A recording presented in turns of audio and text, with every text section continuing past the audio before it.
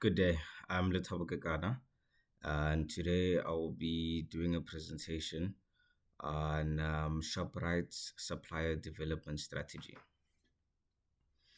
So, ShopRite, being a large enterprise, goes without hurdles. ShopRite, the largest retailer in the region of South Africa, faces significant supply chain pressures. Within its logistics activities, including border delays, port congestion, and volatile and currency conditions, and a heavy reliance on South African distribution centers. These bottlenecks affect the stability of its value chain by increasing risk on stock shortages and its high demand stores. Efforts to strengthen operational stability requires ShopRite's procurement division to reduce its sourcing reliance on South Africa by expanding across the SADC region. This effort requires the utilization of supplier development to be a strategic tool rather than being a reactive one. Supplier development programs are processes where a buying company creates a symbiotic relationship with its suppliers to join in handling activities and efficiencies on a one-to-one basis with the goal of improving its performance, reliability, risk mitigation, and cost reduction being the ultimate goal for symbiotic growth and profit.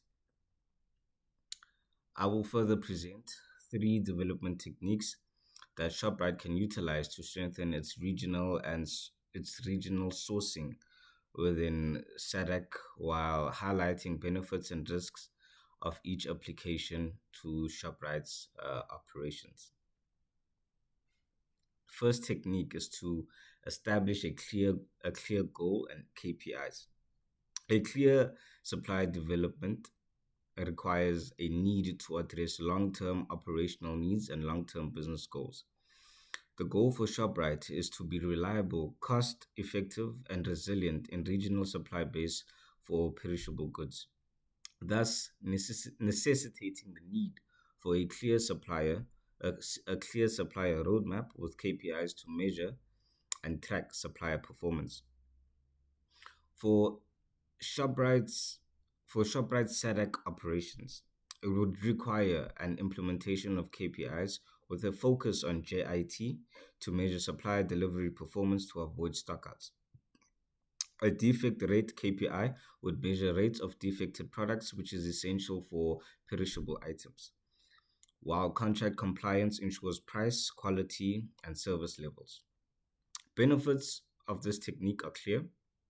It allows for an objective measurement of performance to the goals of ShopRite while offering a subjective analysis on supplier bottlenecks. However, the risks may be that the metrics are too stringent to allow for adaptability from suppliers. This activity can be resource extensive unless optimized to key suppliers. Technique 2, on-site implementation and collaboration. To exercise the full extension of supply development, a site visit to suppliers will be required to better understand the end-to-end operational activities. This allows for ShopRite to gain on-the-ground, first-hand data on suppliers' operational capabilities such as production, logistics, inventory management, and cold chain management. It is ideal for ShopRite teams to utilize a checklist to ensure that all bottlenecks are addressed and areas for improvement are identified to build trust and loyalty while ensuring a proactive spirit in achieving goals.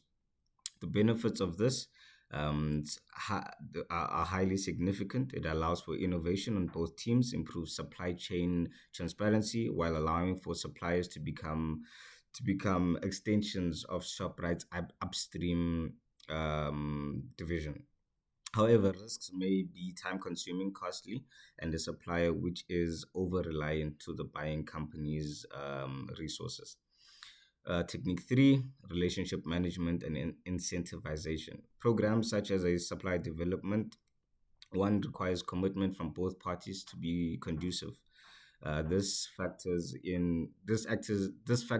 such as what's in it for me arise. Incentivization, where applicable, can either be financial or intellectual resources used to achieve benefits such as cost reduction, operational efficiencies for ShopRite's SADC operations. This could materialize in offering in high performing suppliers with longer contractual terms to boost loyalty and supply chain integrity. Benefits for this: promotes trust, true collaboration, where either party can realize economies of scale, thus securing reliability and stability of supplies to ease strain on supply chain operations. However, risks may include a supplier which is over reliant on incentives rather than performance and morale for improvement. In conclusion, supply development and its programs aren't just a cost saving activity. However, they are rather a it's a strategic investment on the future outlook of the supply chain's reliability, resilience, and agility, thus increasing competitiveness. By implementing these techniques, ShopRite may seek to build a strong supply base, um, achieving lower external risks, and ultimately driving value to its customers. Thank you.